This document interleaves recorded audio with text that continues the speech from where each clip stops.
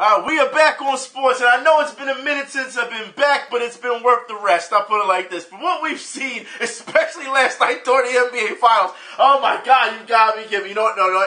I'll save the NBA talk for later, all right, in its own segment, because we really have to talk about how hilarious the NBA Finals are. But I want to start off with other news first. As you know, some players in football have been going a little crazy, and they got some consequences that was paid for it.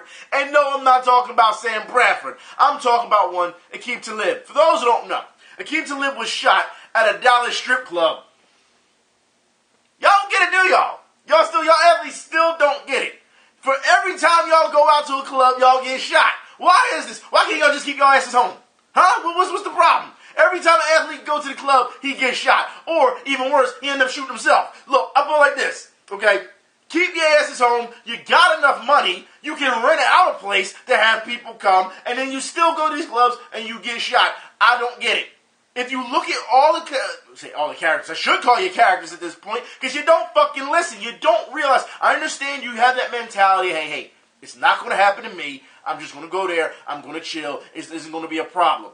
You should know. If you are an athlete and you are a recognizable public figure and you got money, you tossing it the fuck up. You know what that means? You're a target. That's what it means. You have to understand that.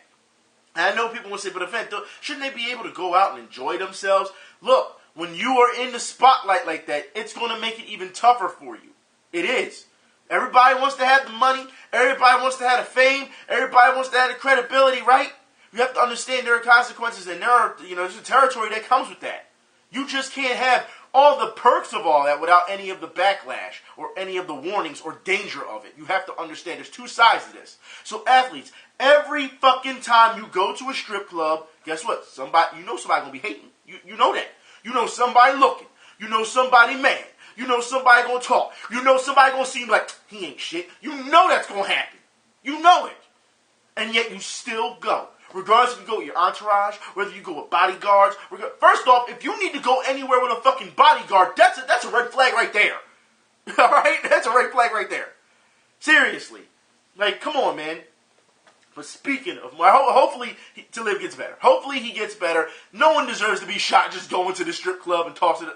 Shouldn't be shot for that shit. You shouldn't be, alright? Regardless of whatever altercation or what. No. Don't deserve to be shot, alright? People could have settled it with their hands, but as you know, these days, people don't like to do that anymore because they're a bunch of bitches. Now, let's move on to people who are a bunch of bitches. Now, I want to talk about Philadelphia Phillies. And no, not the team. I understand a lot of people are upset with the team because they're like, look how they're just losing all these games and they're dropping under 500. Dropping under 500. I'm thinking to myself, well, you still have to take this season with a grain of salt. I mean, no one expected them to be this good as they are, all right? So if they have that slide, that slump, which all baseball teams have, then you know what? I'm okay with that. You know what I mean? But they did play well against Milwaukee. They did. They brought out the bats. They was knocking out home runs at the park yesterday. So I can't say anything about that. I also feel there's supposed to be some trade rumors that the Phillies are thinking about getting Ryan Braun. Don't bring his ass here. Don't bring his ass here. No one wants a cheater. Don't bring his ass here. And it's different between other guys having steroids and lying about it, and Ryan Braun, as we knew, who did steroids, lied about it, got people fired from their fucking job, okay, and then got caught and apologized. No. I don't want to hear it, all right? Don't want Ryan Braun at all. But like I said, speaking of bitches, I want to talk about Phillies fans. Because for those who don't know, Ryan Howard, that's right, Ryan Howard said that a Phillies fan threw a bottle at him. That's right, for his poor play. Threw a bottle at him. Now, I have a problem with that. Because you should know by now that Ryan Howard does not deserve that type of... And no baseball player deserves that type of treatment, period, okay? They're just out there and they're playing baseball. Yeah, they get paid a lot of money, like I said before. Territory. It comes with it. But you have to understand that Ryan Howard has been here so long in Philadelphia. He helped us win a 2008 World Series. The same thing with Ruiz, they're the only two left. Don't sit here and tell me because he's playing at a low level because he's batting, 152 or something like that, and he needed to clear his head or whatever. Look, I don't care if the guy's batting an average of 0, okay? The fact is, He helped us win a 2008 World Series. That does not mean just because he's having a bad slump, or maybe he's just done. Maybe he is washed up. But that doesn't mean it's okay, it's warranted to throw a fucking bottle at him. No, not at all. That's absolutely ridiculous. So, let's look at the person who threw the fucking bottle. If you have seen that man, let people know, because as far as I'm concerned, that man deserves to be arrested, he deserves to be fined, and he deserves a lifetime ban from the stadium for throwing a fucking beer bottle. And if you look in that picture, the employee is right there watching, looking right at him, and does nothing. So as far as I'm concerned, she can get fired too, because she could have stopped him at any time and called security herself, because anyone been to Citizens Bank Park, you know security gets there fast. All they gotta do is come right down the steps. That's bullshit that she sat there and she watched that and did nothing about it. So both of them are in the wrong. She deserves to be fired and lose her job. He deserves to be arrested, fined, and he should be banned from the stadium altogether. It's absolutely ridiculous that we see something like this. And I put it like this. I've seen a lot of people say, well, what do you expect? They're Phillies fans. They're classless. No. Let's get something straight. I did a video years ago saying how we need to police our own. They're not. And I said not just Phillies fans, even though I went after Phillies fans, but I said that to all fan bases of sports. You have to police your own, because there's always that one fucking idiot that makes your entire fan base look bad. Does it not? And it gives ammo to anyone else online. Well, this is how they always act. Motherfucker, do you know everyone on how they act? No? Okay, shut the fuck up then. See, that's the problem we have with sports fans, alright? When you generalize all fans. And it's one thing on video if you're generalizing fans and you're joking, or you're trying to push a rivalry, or whatever the case may be. But when you really mean that, you make yourself look like a fucking idiot, as far as I'm concerned. Nobody deserves this type of treatment. No baseball player. I don't care what they've done, what they've said. Okay, maybe what they've done. Maybe if they, let's say, hurt a child or raped a woman or something, and for some reason they got off. Then I can see fans getting upset to the point where they're throwing bottles at a player. I guess there can be some type of justification. I don't know, because the authorities never do their fucking job. As you can see in that picture, the authorities don't do their fucking job. But fans, you have to understand that you cannot take bottles just because someone's having a bad batting average or a bad slump and throw something. And I don't care what sport it's in.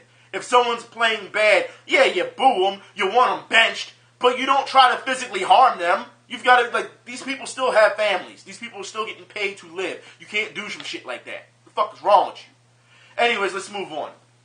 I want to talk about the Philadelphia Union, because it seems like right now it's the only winningest, football team, football, or soccer, depending on how you look at it, Philadelphia team in general that's winning. And I know a lot of people said, well, look at the Philadelphia Soul, because for those who don't know, the Philadelphia Soul has this big billboard up on, in the highway, saying that we're the winningest team in Philadelphia since blah, blah, blah, blah. Nobody cares about arena football. Let's be honest here.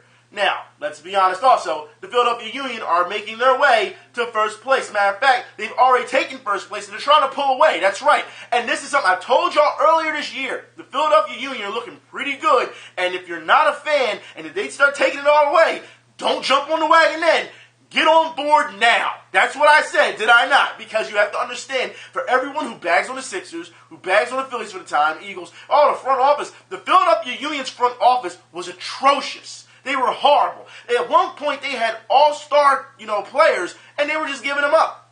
They were just giving them up for bad trades. It was like, what are you doing? It was just really bad what the front office was doing. But this year, it seems as though they've gotten somewhat of their act together. So let's look at the standings for the Philadelphia Union in their conference. Pull away, boys. Keep pulling away from them. And on a more hilarious note, the New York Red Bulls, that's right, for those on New York Red Bulls, and New York City FC apparently had some type of hooliganism going on when they had to play against each other.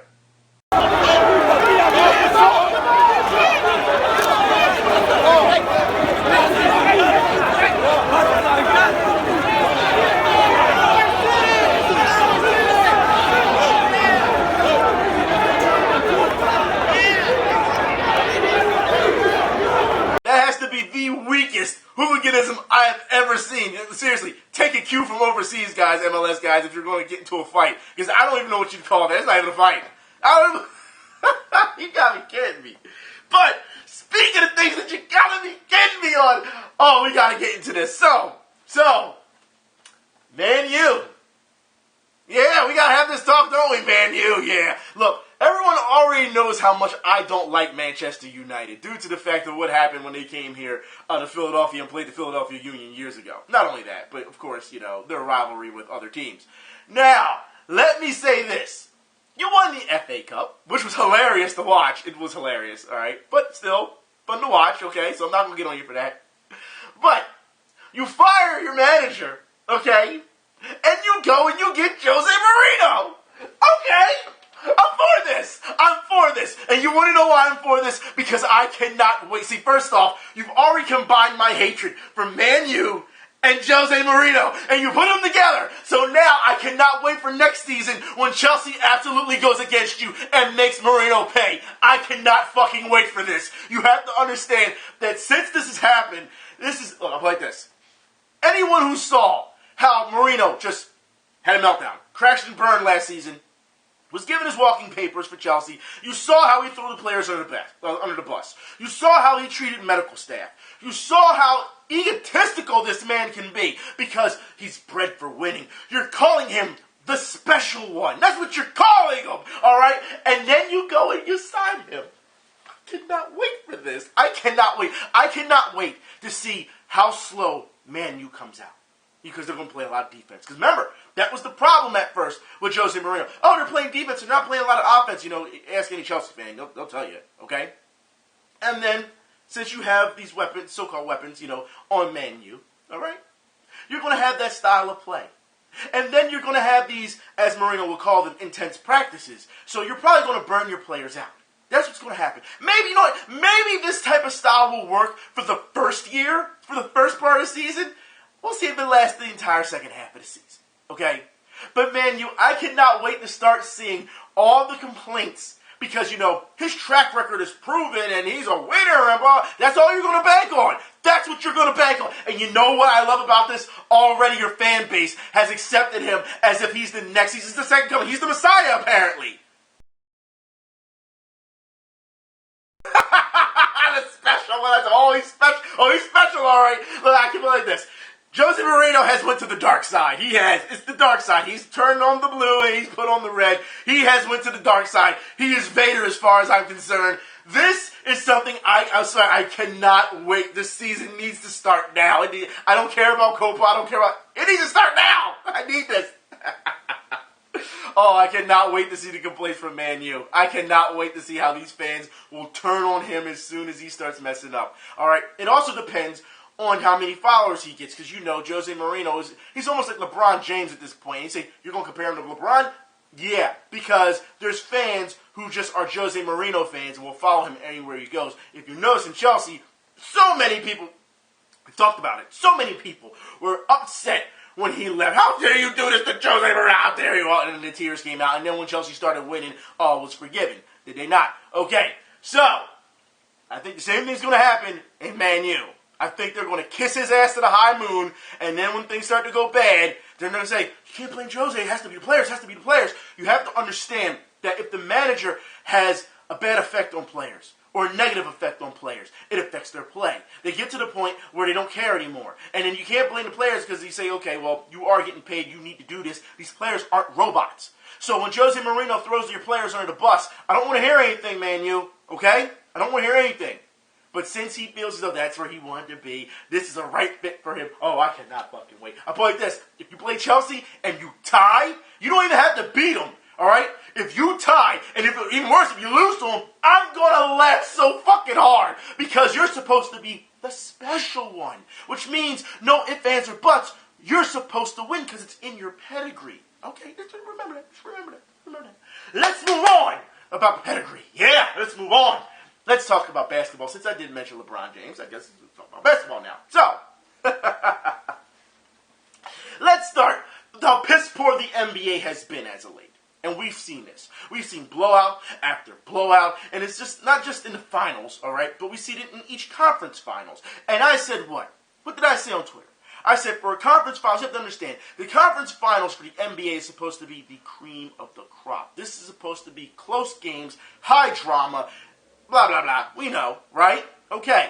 And yet we're seeing blowout after blowout after blowout. We're seeing teams come back from being, fucking 2 down, a 3-1 lead, and you get on the brink of elimination, they come back and win completely. Like, falling apart is one thing for a team like OKC, right? All right, it's falling apart. You make fun of them. Ha, ha, ha. What the hell are you thinking? Little B, Little B got you. Okay, whatever. I don't care. You know what I mean? The base god, whatever curse. All right, whatever. But the fact that we were seeing blowout after blowout after blowout shows how inconsistent defense is in this league. And I know somebody's saying, defense? What the hell's that? Yeah, because players aren't playing defense. Even if you watched last night's game, players are just like, oh, here's a lane. Yep, they scored. All right, we're going to get ready to get back on offense. That's what you're seeing. I have to say this because the integrity of the NBA right now, it's absolutely fucking horrible. However, Larry Bird disagrees, and I want you to hear this, okay? As he says, Larry Bird says the current era may be the greatest era in NBA history. Yes, it's the greatest era in NBA history where guys flop, where you can't hand check, where you get stop. You've got to be kidding me that you would say something like this. Larry Bird, someone needs to either give you your medication, all right, or you can just say you're just selling out at this point. Because you've got to be kidding me that you would say something like that about the NBA, trying to give it a little rub, to try and make it more hype or more elite than what it really is. Right now, it's a dog and pony show. It's so bad that like I said, I can't watch this from a competitive standpoint. No. What do? I watch it to laugh at it on Twitter, to make snide remarks about it and troll players. I said last time I was trolling LeBron James. I don't care because it's funny. That's why. Because you can't sit here and tell me I'm supposed to get so hype about this, and then you see these games and you're just like, come on. Well, I'm supposed to get upset. I'm supposed to get mad. I'm supposed to throw stuff? No. It's stupid. You have to be kidding me that this is something that you think was going to fly. And I want to talk about this some more. Because we need to talk about how players aren't listening to their coaches. Because that was the thing last night. Everyone was saying, well, Tyronn Lue, he's going to get fired. I said saying that he's going to get fired. You know what I mean? And people saying you shouldn't have got rid of David Blatt, Cleveland. Look, I put it like this. I want you to listen to what ESPN has to say. All right? And how players in the past come out and admit that players don't listen to their coaches. Was at home to the Mavs. What was the feeling going into Game 2? What do you remember about that? Well, what I remember is more focused individuals. We were more focused because, it's almost like when coaches are talking to you and you're shooting the basketball and you're not stopping what you're doing because, you feel like you have it, you got it under control. Well, after that loss, we stopped shooting the basketball and we paid attention to what the coaches were saying because now guys are more attentive to what's necessary. They're not going to try to do it on their own. Sometimes as players, you tend to think, okay, I'll just do this, even though the coach wants that. Now that you've lost, now you're saying, Coach, I'm all ears. What would you like me to do now? So what you're saying is coaches who are being paid to tell you what to do, you're not listening to them. That's what you're telling me. Because you're hard-headed. I got this, Coach. I got this. I got the good stuff, Coach. Don't worry about it. You want me to do this? Don't worry. I don't have to listen to you. I'm going to go do it my way and still do it. Oh, wait, we lost. Maybe I should listen to Coach. That's what you're telling me. That's what you're doing. In these type of finals, in these type of playoffs, in these type of players who are supposed to be professionals, communication is the key. You're going to ignore your coaches.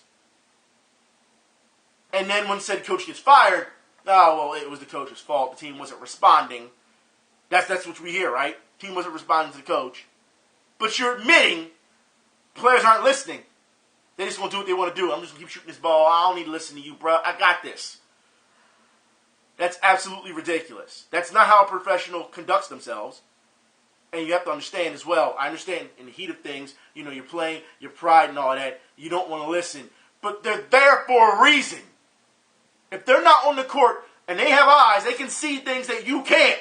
Okay?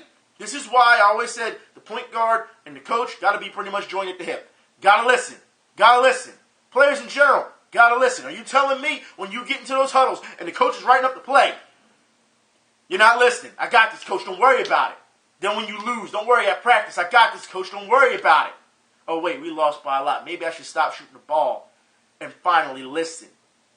For all the years that you have played basketball, organized basketball, We're not talking street ball where you have to communicate with everyone on the court, randoms that you don't know that's on your team pickup guys.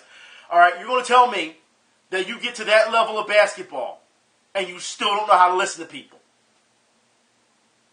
That's what you're telling me.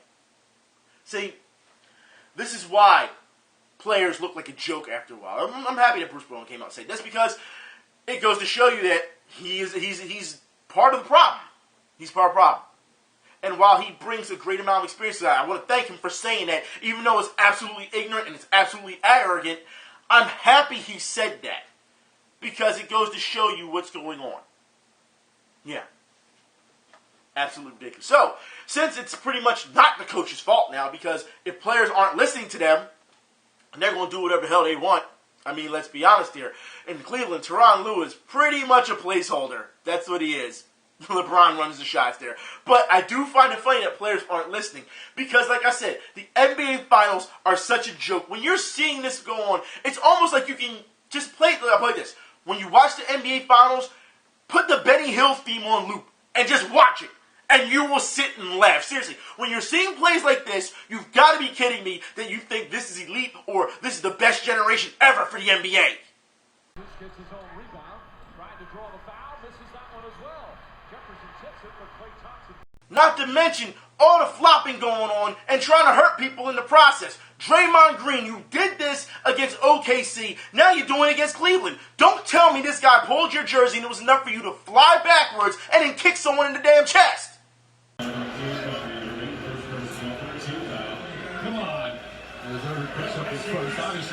on, man. If that ain't a flop, look how much that man weighs. You gonna tell me if you pull a little bit of this, he's gonna throw himself backwards like that? You've got to be kidding me. But you know what? Still, that's not the Griffin Force flop of the week. It still goes to the great one. You know, the man that everyone loves. The man they call LeBron. You know, the greatest player ever who, if you get slapped by your own teammate, he flies about 15, 20 feet. Let's look at it. Thompson gets in his face. That puts him in the penalty. A technical foul call. Thompson pushes away James, and I think they thought it was one of the Raptors and hit him with a tee. Well, Joseph trying to separate him. And it's Tristan Thompson who hits LeBron James, not DeMar Carroll. Kenny Maurer thought it was Carroll. And one of the worst flops this year. And LeBron wasn't even fined. Isn't that something? And it's funny because, you know, LeBron, when they asked him about it, he said, well, I didn't know that Tristan Thompson had hit me, because if I'd have known that, I wouldn't have fell so hard. So if you'd known it was, your own teammate, you wouldn't have acted that way. But if it was anyone else, they just gave you a little love tap, you'd have felt bad. This man is what, 6'8", 6'9", 250, 60-plus pounds. Are you telling me that little tap made you go 15, 20 feet? Okay, all right.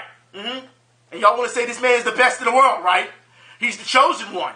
He's the special one. Like, yeah, you've got, no. Yeah, I understand. I'm not going to respect this. Not at all. You got to be kidding me, man. This is a fucking joke. You know what I mean? Like, oh my God. And the Cavs in general are just a fucking joke. Because you got to put it like this.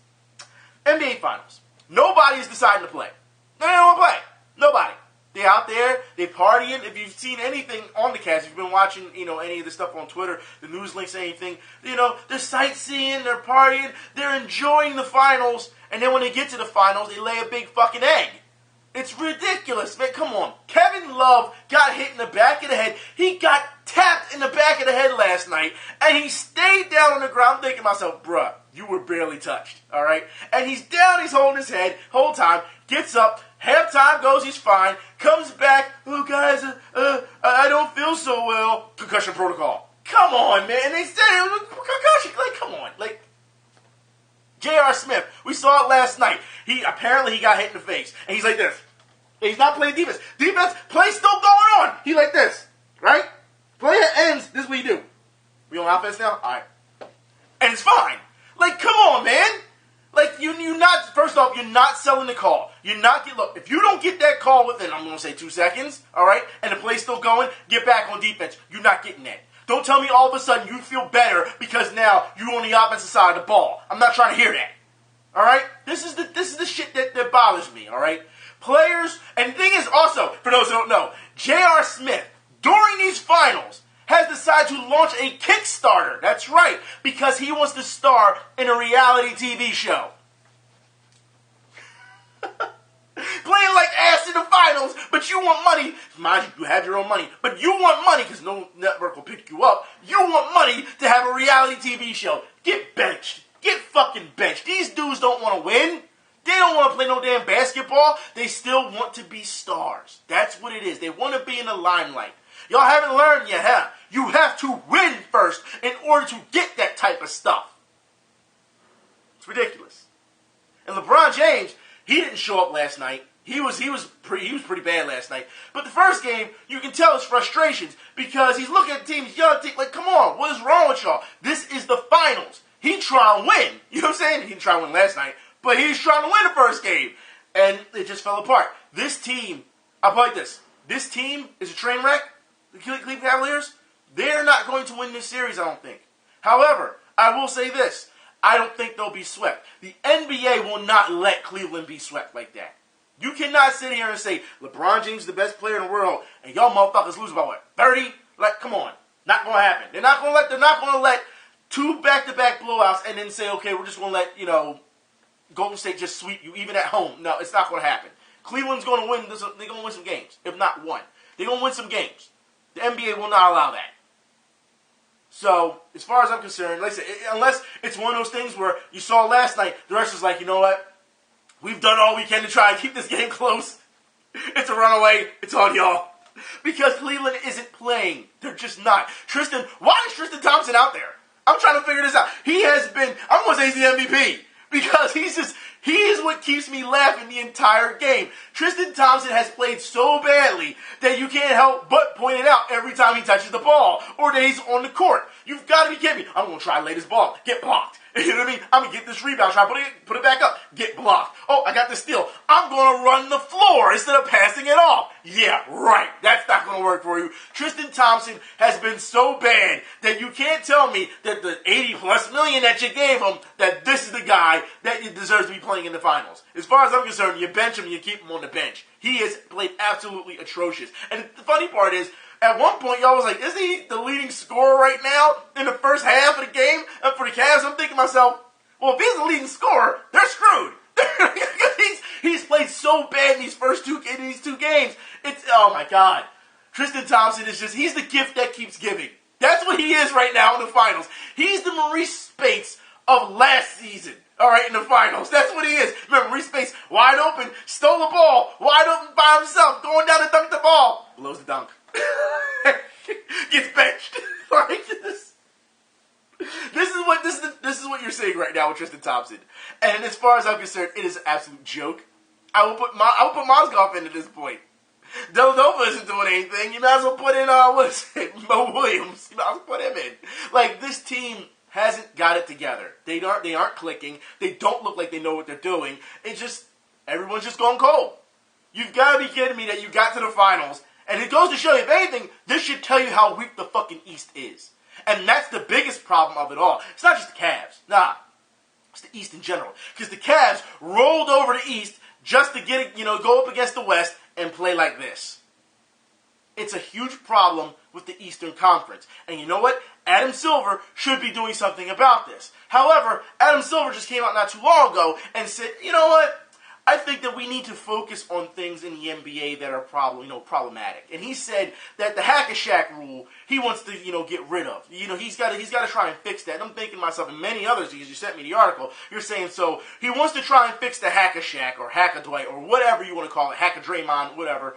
Andre Drummond, whatever you want to call it. All right, DeAndre Jordan, whatever. Hack-a-whoever big, whatever. But you want to sit here and say that is a problem, but flopping isn't a problem, flailing isn't a problem, embellishing, referees that call bad calls, blatant calls, or miss blatant calls isn't a problem. I'm wondering where Adam Silver is at this point, because as far as I'm concerned, it seems like it's a illusion that he cares as opposed to caring, because he came out not too long ago on ESPN and said he watches basketball like a fan of basketball, like the rest of us fans. I'm thinking to myself, no, the hell he's not. No, the hell he's not. You cannot sit here and tell me after you watch LeBron James fall back 15, 20 feet from a slap, okay? Yeah, that's okay. No fine, nothing, and that's tolerable. It's okay. What kind of fan are you, Adam Silver? Seriously, I'm just wondering. And y'all say, David Stern taught him well. Yeah, I have to agree there. I have to agree. If you're going to clean up this product as you so claim you're going to, then you should start with the really egregious stuff. Not hack a Dwight or Shaq or whatever. All right? First off, if you're getting paid that much damn money, big men should be able to shoot free throws anyway, as far as I'm concerned. Don't tell me you don't spend hours in the gym shooting free throws. Is that what you're telling me you don't? Get paid X amount of $1 million, you can't do that? Can't do it? Okay. Let's move on, please. Let's talk about MMA. Let's talk about UFC. Now, not too long ago, I talked to you guys about jiu-jitsu and training. And I told you that, the way they train in jiu-jitsu and the way, when you walk into these places, sometimes they're quiet. It depends on the place you go. Some people are loose and they're very vocal. Other places, they're very quiet and they're very technical and they're focused. And sometimes it can be unsettling for people. I told you they also have this thing where you can't disrespect, your fellow, you might as well call them teammates because you're all in the same camp and you're all practicing, regardless if you're going to go up against each other or not. At the time, you were teammates. Even though you have good competition, you're still teammates. So there's no swearing, there's none of that type of stuff. I said this before. Well, I got a good example for you because during UFC, I believe it was Overeem versus Arlovsky, you actually see some of the rules of these places that they hold intact when it comes to training at facilities. Is that really happening? Andre versus Alistair is going to be an interesting matchup. It's going to be exciting. They're both pretty well-rounded fighters. Both have good jiu-jitsu, both have good striking. It is what it is. We're friends with both guys, and keep. As you can see, some of the rules: no profanity, yes sir, yes ma'am. You show people respect. Cut your nails because, as you know, when you're grappling, you have to because you'll scratch people if you don't cut your nails. So, as you see, a number of rules, and these are universal rules that happen when you're in facilities as well. Like I said, there's other facilities that they don't mind if you curse or whatever, but. This is pretty much universal rules. So as you know, it's always about respect. It's always about, I think the biggest thing, it's about confidence. They build confidence. I think that's the biggest thing, when it comes to MMA. But as you can see, loyalty, teamwork, what I mean? These are things that you have to do. You can't just walk in there and be like, I'm the dark and edgy one. Can't nobody beat me, blah, blah. No, they're going to kick you out. They're going to kick you out. You know what they'll do? You think you're so good? They're going to put you in there with an elite guy. When I mean elite, I'm talking about the instructors. And they're going to teach you the hard way that, you know what, you're not that great, and this is how you're treating people. Now we're going to treat you the same way. And then after they treat you that way, they'll kick you the fuck out. That's what they'll do.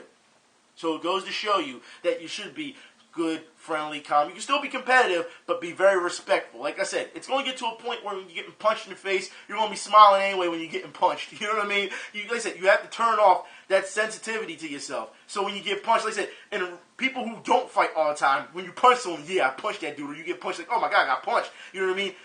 For us, it's like when you get punched, it's like, that's it, okay, come on. Like, it's nothing, you know what I mean? I'll give you a free punch, it's nothing. You know what I mean? Because that's just how, that's what they do every day. You're getting built to turn that shit off in your brain. You know what I mean? That sensitivity. You blink and get punched. During UFC, what was it, the other night? Guy got punched. What did he do? He did like this. He covered up and did like this when he got punched. And this is standing. He wasn't on the ground or anything. Got punched like this. And I said to myself, dude, if you're doing this when you're getting punched, you're in trouble. Why? Because you get punched once this way. Guess what? You can't see the other punch coming. You can't see the other kick coming. You can't see it. So when you get punched or kicked, you're going to have to be able and weather that storm. It wasn't even a storm. It was one punch, and you're already doing this. So it's one thing, like I said, you have to be able to turn it off. And I understand it's hard to turn off, but when you're training months and months and months, guess what? You're going to learn that. You're going to learn that very quickly because if you get punched once and you're like this, you're not going to see that second punch. And that's the power that's coming. You get hit with a jab and you're like this. That power, yeah, it's coming right after that. And your opponent is going to know that, okay, he keeps blinking when I jab, or he keeps turning his head when I throw a jab. I'm going to follow up because he's not going to be able to, to stop that because his head is turned. He can't see the next thing coming. That's just how it is. Anyways, let's move on to more UFC. I will talk about what happened with UFC, but first, we have some news with UFC. For those who don't know, Brock Lesnar, that's right, is returning to the UFC. Apparently his contract is coming up with with WWE, and as you know, last year he retired from UFC because of the sicknesses that he was having with his body. Well, apparently now he's feeling better. He's feeling as though he's left things that are undone. And as far as I'm concerned, I welcome Brock Lesnar back because I put it like this: you have to understand, since Alistair Overeem beat him, as we know, Alistair Overeem was on the junk when it happened. Okay, and Brock Lesnar was not feeling well. As you know, he had a medical condition that could have killed him. So Overeem since then has been talking and bring back Brock Lesnar. I'll beat him up again now. Blah. Alistair Overeem has talked over and over about this. You know what I mean? For Brock Lesnar to now finally feel as though he's 100% healthy, he has gotten over this sickness, this illness, or whatever he had. Okay. And he's felt as though, look, this is something I wanted to venture more, but I couldn't due to the fact that he just wasn't healthy. I say welcome him back and let him fight Overeem. Because Overeem right now has been on this, I don't want to say tear, where he's been, it's just so unstoppable. He's won a number of fights. But remember, just not too long ago, but a couple months ago, Overeem got knocked out. So, once again, you still got to test that man's chin. But I feel as though this is the way to go about it. Brock will be fighting, I believe it's on the UFC 200 card. We don't know his opponent yet. We don't know if this is just a warm-up. We don't know if this is going to be really competitive. We don't know. I personally feel it's going to be a warm-up. I personally feel it's going to be. So, welcome back, Brock Lesnar. We will see what you have to do with the UFC, and we'll see where it goes from there. All right. Also, UFC not too long ago, Michael Bisping knocked out Rockhold, which was, I'm not going to say shocking. A lot of people thought it was shocking for some people. But you have to understand the history of these two. You have to understand that Bisping, it's always been talked about where Bisping beat Rockhold in a sparring match. Always. They even talked about this in the pre-show, where Bisping beat Rockhold in a sparring match, and then in a real match, years later, Rockhold beat Bisping. So it's 1-1. But Rockhold has never denied that Bisping has beaten him before. So, given the confidence that was going on in the press conferences and everything, Bisping seemed to be really high on himself. And I'm thinking to myself, if he brings that confidence into the octagon with him, he can beat Rockhold. And what happened? He beat him in the first round. Knocked him, KO. So, yeah. Congratulations, Michael Bisping. So, also, Dan Henderson comes back, wins in KO fashion. He's not sure what's going to happen with his career. That's understandable, given the H-bomb can only go but so far, but has gotten him so far in all these years. You can never count him out. Also, Raya Faber loses, decision. Okay, whatever. I really wanted to see something, some more fireworks in that one, but okay, that's fine. Also, more news: Conor McGregor and is it Nate Diaz or Nick Diaz? Can't remember anymore. Whatever, the one he lost to, whatever Diaz he lost to, I believe it was Nate Diaz. No, Nick. Lost to Nick, right? I don't remember. They're going to fight again. They said it was postponed for a bit because Conor was, apparently he was kind of hurt at one point, and as we know, he's been trying to push this whole agenda with Floyd Mayweather. Not going to happen. Also, in other news, when it comes to injuries, Ronda Rousey, who has been trying to come back and is in training, apparently dinged her knee a bit, so, for what I hear. So, we're going to see some little postponement for that as well. Okay? So, let's move on to more about the UFC, because for those who don't know, UFC owners they're in advanced talks to sell the promotion for either $3.5 billion or $4 billion. It's around there. So they're talking about selling UFC. That's right. And I put it like this. I think Dana White would be stupid if he didn't take this money. I mean, that's a lot of money. That's huge. You know what I mean? But I guess if you keep doing it over the years, the people who are paying for it, they're going to make that back. You know what I mean? But I don't know. That's a lot of money. I guess. You know what I mean? I mean, Dana White has done this for so long. I wouldn't be surprised if he sold the promotion. I wouldn't be at all. However, there is a problem with the promotion right now, and it's not the fights. It's not. Because, you know what? Roy Jones talked about this during the Salido Vargas fight, and I will get to that in a bit, okay? But you have to understand that the fights aren't the problem because you're giving the fans what they want. It doesn't matter records. It doesn't, you know what I mean? It's not about, he keeps winning. He's just going to keep fighting a bunch of guys and keep padding his stats and all that, padding his wins. No, they're actually giving you fights that fans want to see. That boxing still is having a problem with. We will talk about that later, like I said. However, here's the problem I'm having with the promotion right now. During UFC, during the pre-fight show or whatever, the prelims, you have these ads, and as you know, all fights they're going to have their ads pop on TV and things of that nature. But you do not need full-blown movie trailers during the damn fight.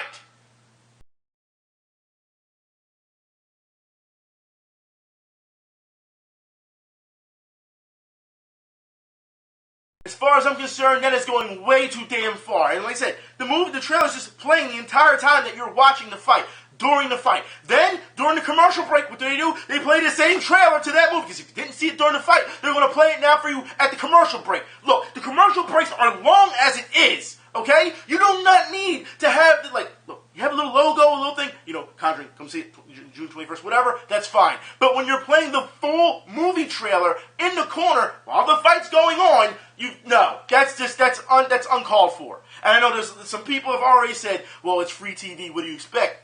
Free TV? I guess you don't pay for your cable, huh? Do mommy and daddy pay your bills?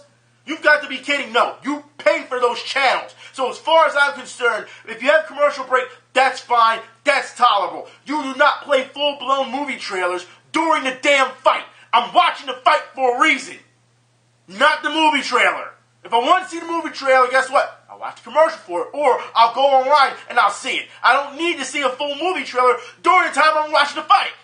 That's absolutely ridiculous. Fox, you should be ashamed of yourselves. You should be. I can't believe that you thought that would be okay. I don't care what sponsor you have. I don't care how much they paid. You don't do that. And as far as I'm concerned, I don't know if it was Fox's call. I don't know if it was the guy in the booth, who does all the, who does that type of stuff, who tells, shot for shot, which one, what camera angle to go to and all that stuff. I don't know whose idea it was to greenlight, but they should be fired. They should be. Unreal. And in a point like this, it better not become the norm. Because guess what? I was this close from turning off the entire damn thing. This close. Unreal. Every fight that it had, every fight. Disgusting. It's distracting. You don't need it. We're watching the fight for a reason. Let's move on. Speaking of fights, like I said, I just talked about not too long ago with boxing, Vargas versus Salido. For people who did not see this fight, okay, I would suggest that you watch this fight. 12 rounds of nothing but just butchering. Guys standing right in front of each other and beating the ever-loving hell out of each other. Absolutely an amazing fight. And we're not talking, I'm just tapping you here. No, guys are throwing bombs from round 1 to round 12 and beating the hell out of each other. And the sad part is, I'll spoil it for you, came to a draw. I have a problem with that because if you look at the punch stats, Vargas clearly outpunched Salido. Clearly, you look at the punch stats, okay? So, it shouldn't have been a draw. However, you have to understand that this fight is what the fans need. And these type of fights, and I understand what Roy Jones is saying, these type of fights, they can hurt your career. They can. Not just hurt your career, they can shorten your career because of how many punches you were taking. There was over, 700, it was like 728 punches, something like that, combined throughout the entire fight. That these guys are staying in one spot and beating the shit out of each other. You know what I mean? So, as far as I'm concerned, that can shorten your career. It can. And you have to understand that Vargas, this is twice in a row now that he's had these type of fights. So, given what Roy Jones had said about how, this is what the fans want. Because that's what boxing is having a problem with. You have these guys who are elite boxers and they have such high records that they're just getting to the point where they're just picking off scrubs. And I hate to call them scrubs, but they're picking off guys who are lesser skilled than them. You know what I mean? And just to stay on top. You know what I mean? Get that money or whatever. Boxing has a problem with that, unlike UFC. You need to give the fans the fights that they want. Because, as Roy Jones said, and I have to agree here, okay? You're not watching boxing to watch said person win. You are watching boxing to watch both fighters perform. That's what you're watching boxing for. To perform. It doesn't matter who wins, who loses. It doesn't matter the win-loss records. None of that shit matters. You're watching to see the actual performance. So yes, as far as I'm concerned, there's a lot of guys who deserve second, third, fourth chances. And he talked about this, how, as soon as a boxer loses 1 or 2 fights, they throw him into the pasture and then you don't ever hear about him again because they can't keep up that record. And they deserve more chances.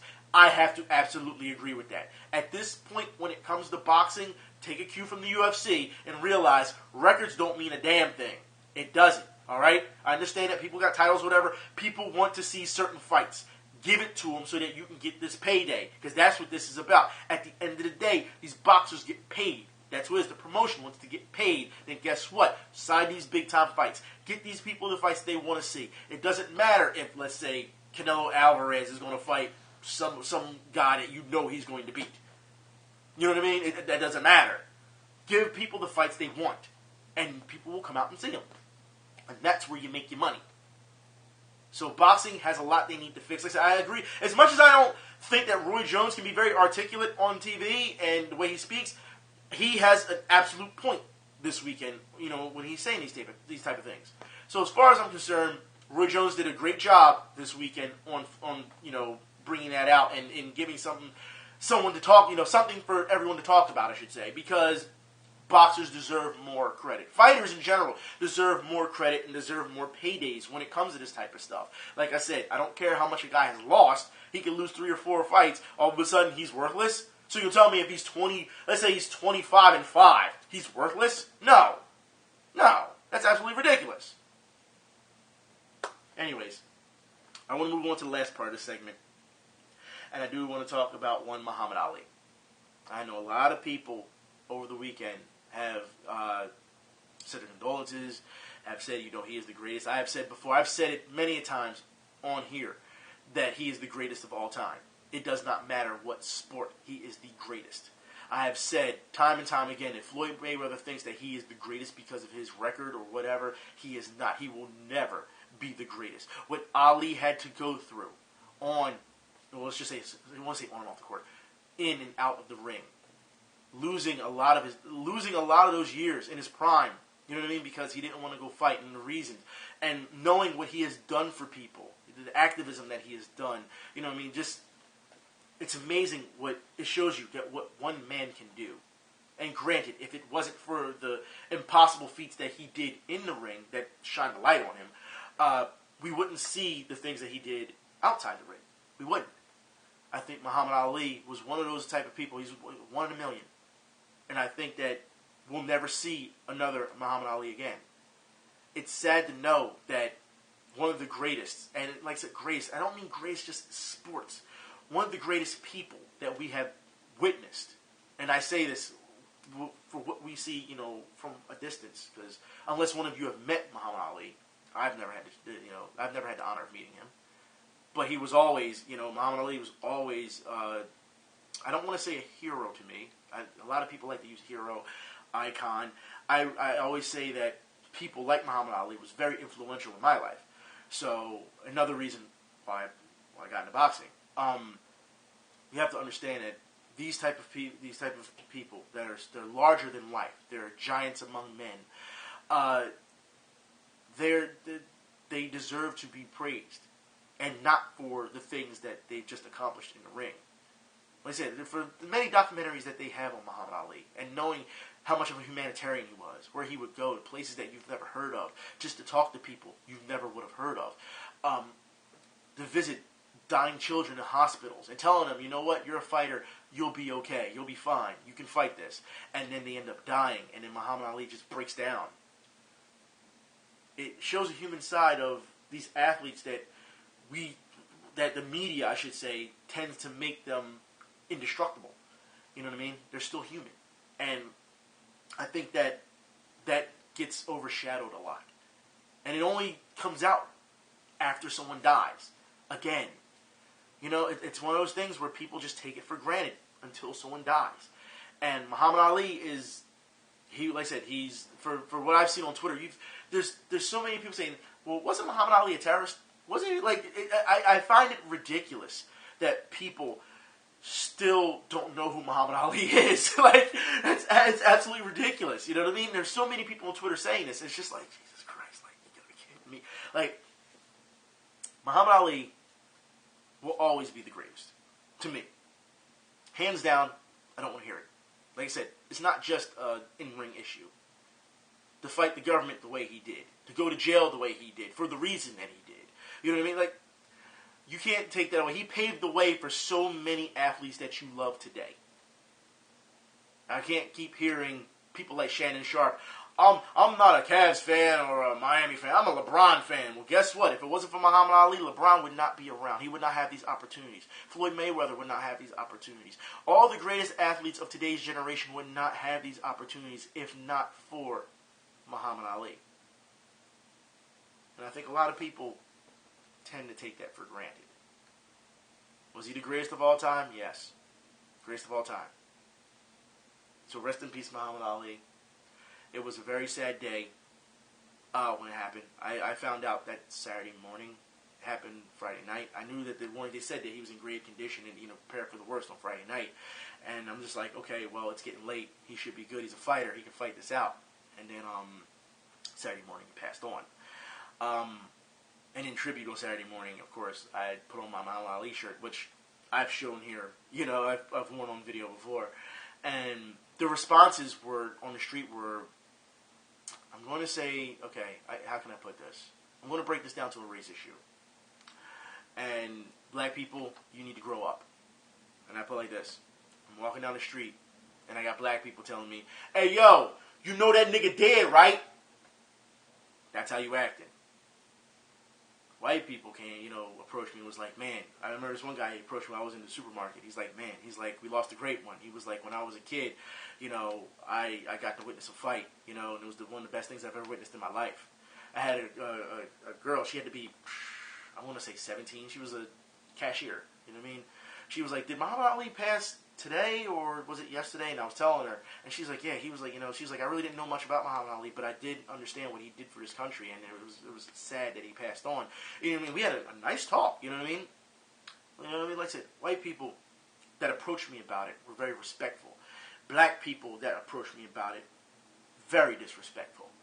That's why I say, let's say, broken down to a race issue. And of course, it's not all black people. Of course, it's not all white people. I'm sure there's some people who are being disrespectful on both sides of the race. I'm talking about what I experienced on that day. And it was embarrassing that black people would act that way. Embarrassing. Don't all of a sudden, yo, you know that nigga dead, right? The fuck wrong with you? Do you not know how to act? See, this is why you are where you are today. Muhammad Ali did not, once again, he did not go through all this to give you this opportunity. You understand it?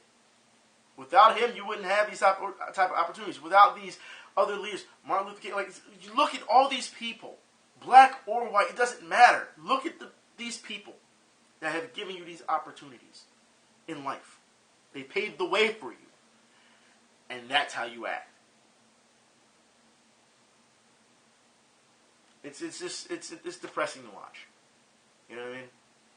You don't take advantage of every opportunity that's thrown to you, there's something wrong with you. Seriously. Anyways, I am done. I think I've ran on enough. We will see what happens next week. I'll keep watching the finals. We will see what happens from here on out. And, of course, I'll keep talking about it. I'll talk to y'all then. Y'all be safe. I'm out. Once again, rest in peace, Muhammad Ali. Greatest of all time.